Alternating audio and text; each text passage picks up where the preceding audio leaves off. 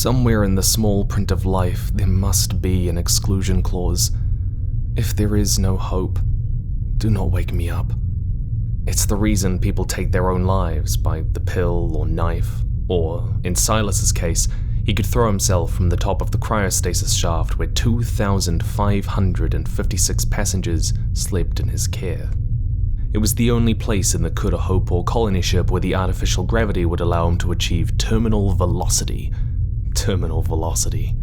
It made him laugh every time. Humanity had automated manufacturers, farmers, even poets, but they could never quite get rid of the janitors, the fixers. Someone had to keep the ship company in its gears through the dark, keep her humming, keep her burning, ease her aches and pains.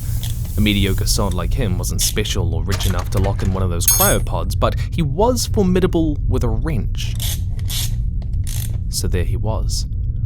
The passengers were to be woken after 51 years when the CATALOGUE reached Gliese 581c, more affectionately called New Eden.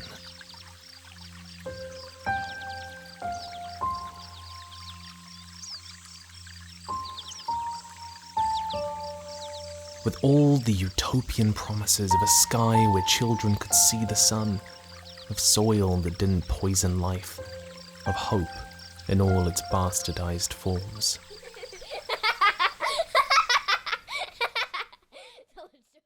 And yet, it had been 62 years since they left Earth. Silas had made caring for his 2,556 passengers his purpose, a noble duty, a task only he was entrusted with, and one that only he could do. Every bolt he tightened, every fuse he fixed, every time he abseiled to check each cryopod was the most important thing anyone had ever done in the history of the universe. It took on a virtue, and it helped ward off the darkest thoughts he had never been prepared for in his loneliness. Even if the passengers never knew him, he came to imagine himself as their father figure, their guardian, and he had laughed the day he turned 61.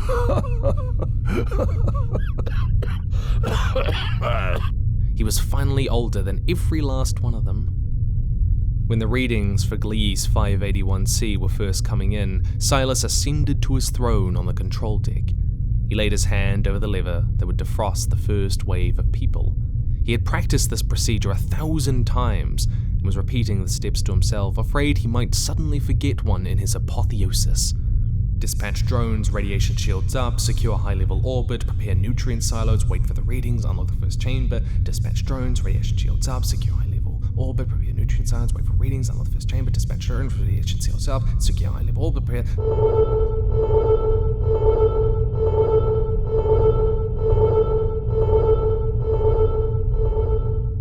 The readings had to be wrong.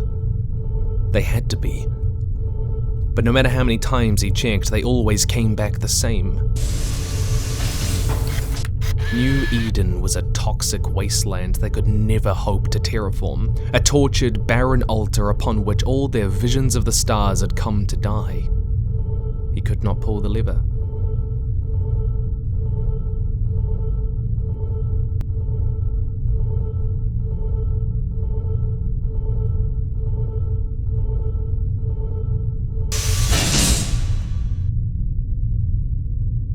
Silas had read all their files. A little girl in pod 138B, Sunti Nakpradith, hoped to grow a garden of amaranth and bean sprouts.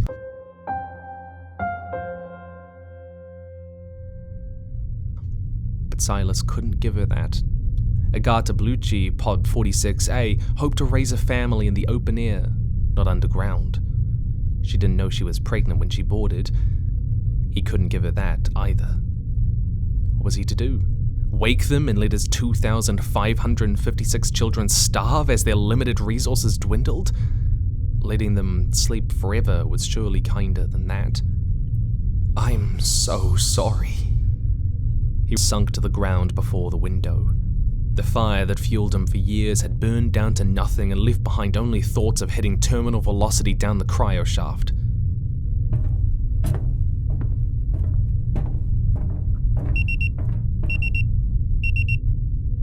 An alert at his wrist told him pod 138B had malfunctioned, and Silas raced down to find Sunti Nakbradith awake, conscious and puzzled.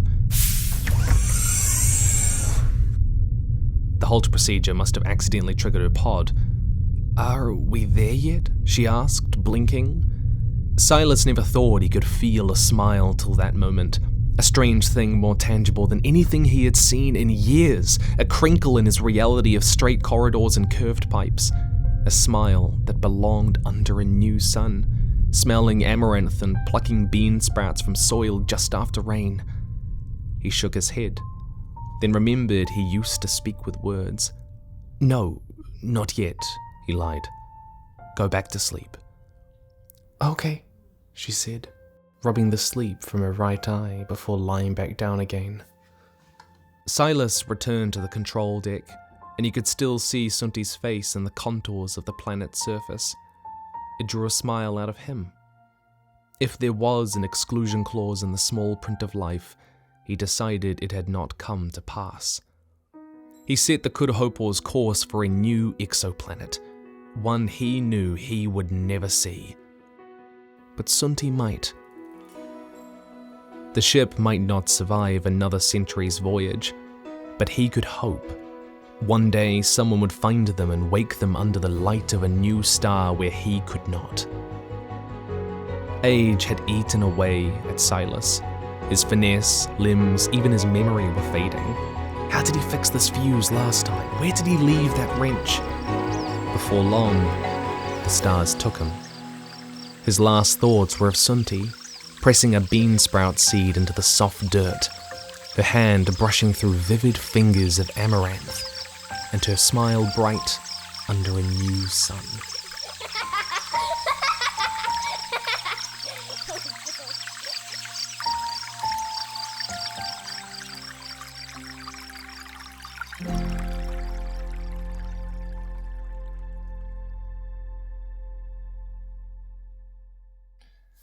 Hi. If you enjoy the exclusion clause in the small print of life, then good news for you, because that was just one of many stories in my book, A Catalogue for the End of Humanity, a collection of sci-fi and fantasy stories, including a whole novella called Trickle-Down Lobotomies, a title I really love. You can get it anywhere you can get books, ebook, paperback, and hardback, and the links down the description below.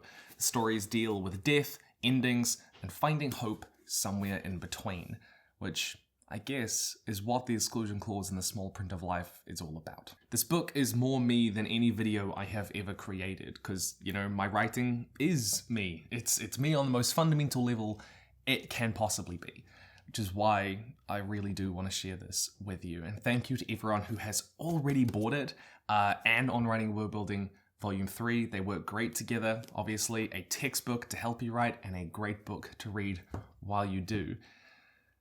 This was really, really fun. Thank you, everyone. This is pretty amazing being able to do this. Stay nerdy, get a catalogue for the end of humanity, and I'll see you in the future.